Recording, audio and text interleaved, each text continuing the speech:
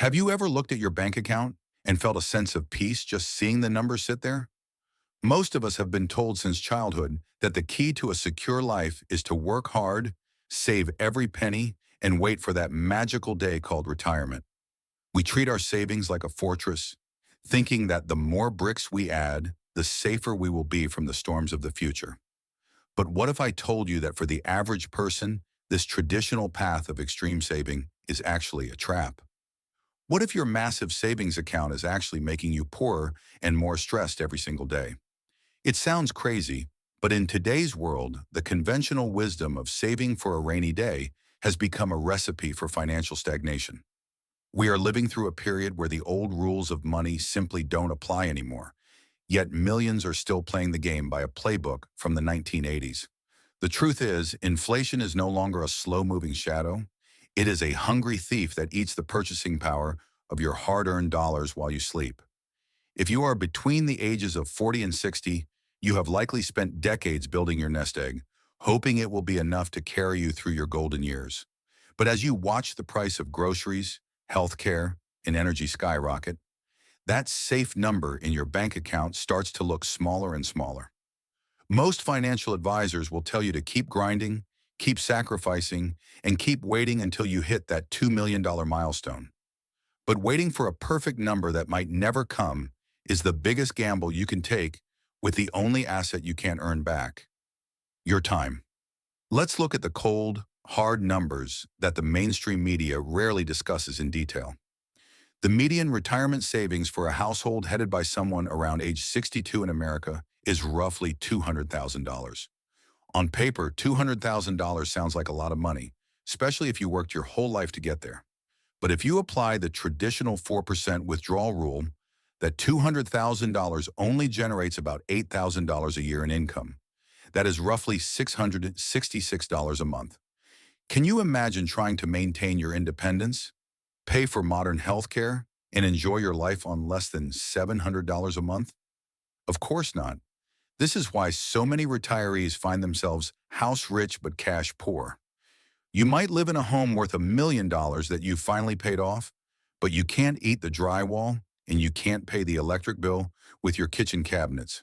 Your wealth is locked away, frozen in an asset that doesn't produce a single dime of spendable cash unless you sell it or take on more debt. This is the accumulation trap, the idea that net worth is the same thing as financial freedom. True freedom isn't about how much you have. It's about how much comes in every month without you having to trade your time for it. The people who are actually winning the financial game today aren't the ones with the biggest savings accounts. They are the ones with the most reliable cash flow. Think about the psychological toll of the hoarding mindset. When you spend 30 years focusing only on accumulation, you develop a fear of spending. Even when you finally reach retirement, you are terrified to touch the principal because you're afraid you'll run out. You spend your golden years living like you're still broke, even though you have hundreds of thousands of dollars sitting in a vault. This is the ultimate irony. You sacrificed your youth to save money you are now too afraid to use. We need to stop viewing money as a trophy to be kept on a shelf and start viewing it as a tool that must be put to work. If your money is just sitting in a standard savings account or a low-interest bond, it is essentially dying. It is losing its value against the rising cost of living every single hour. The contrarian secret to real wealth is moving from a mindset of saving to a mindset of flow. Imagine two different people, Bob and Mary. Bob spent 40 years saving like crazy, skipping vacations, and driving an old car to save up $1 million. Now he is 65, and he is terrified of a market crash because a 10% drop means he loses $100,000 of his life's work. He lives a life of scarcity, constantly checking the news and worrying about every cent he spends at the grocery store. Then there is Mary. Mary didn't wait until she had $1 million to start living. Instead of just hoarding cash, she invested in assets that produce monthly income: a small rental property, high-quality dividend stocks, or a simple side business. Mary only has $400,000 in total assets, but those assets generate $3,000 a month in cash flow. Mary is actually richer than Bob because she has the freedom to spend her time however she wants without touching her principal. She doesn't care if the stock market drops 10% tomorrow because her monthly checks still arrive in the mail.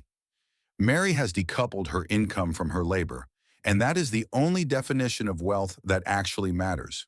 The tragedy is that most people are taught to be like Bob, and they end up exhausted, anxious, and regretful. Our culture glorifies the millionaire status, but a millionaire with no cash flow is just someone with a very expensive scoreboard.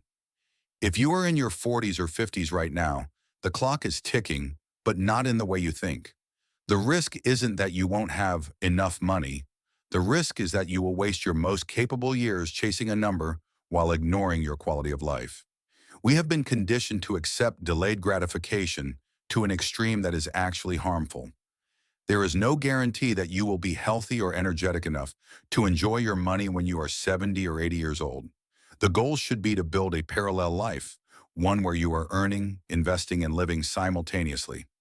Instead of cutting out every small joy today to save for a tomorrow that isn't promised, look for ways to make your current capital produce. The modern economy has given us tools that our parents never had. You can own fractions of real estate, participate in global markets with the click of a button, or monetize a lifetime of expertise through the internet. These aren't just side hustles. They are the building blocks of a cash flow-centered life.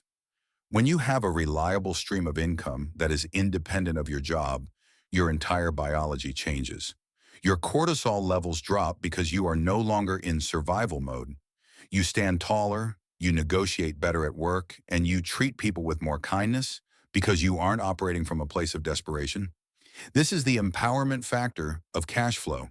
It gives you the power to say no to toxic situations and yes to the things that actually fulfill you. Many people fear the word risk, but the riskiest thing you can do is rely on a single source of income and a pile of cash that is melting away. True safety comes from diversification of flow, not just diversification of assets. If you have 5 different streams of small income, it is almost impossible for you to go broke. But if you have one big pile of cash and the world changes, you are vulnerable. We are seeing a massive shift in how the world's most successful retirees approach their finances. They are downsizing their massive empty homes and moving that equity into income-producing investments. They are realizing that a smaller house with a larger monthly check is a much better trade-off for their happiness. They are traveling now while they can still walk the hills of Tuscany or the beaches of Hawaii because they know time is the real currency. Don't let the fear-mongering of traditional financial media keep you trapped in a cycle of endless accumulation. They want you to stay in the system, keep your money in their high-fee funds, and keep working until you're too tired to question anything. But you have the power to break the cycle. Start by looking at your assets through a new lens. Does this asset put money in my pocket every month? Or does it just sit there looking pretty? If the answer is that it just sits there, it's time to rethink your strategy. You don't need to be a mathematical genius or a Wall Street insider to do this.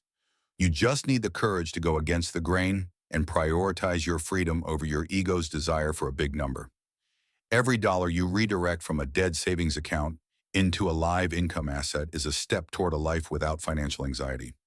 Think about the legacy you want to leave behind. Do you want to leave a pile of cash that your heirs will fight over? Or do you want to teach them the skills of creating value and generating flow?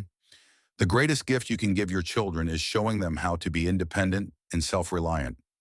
As we wrap up, I want you to take a deep breath and realize that you have already done the hard part.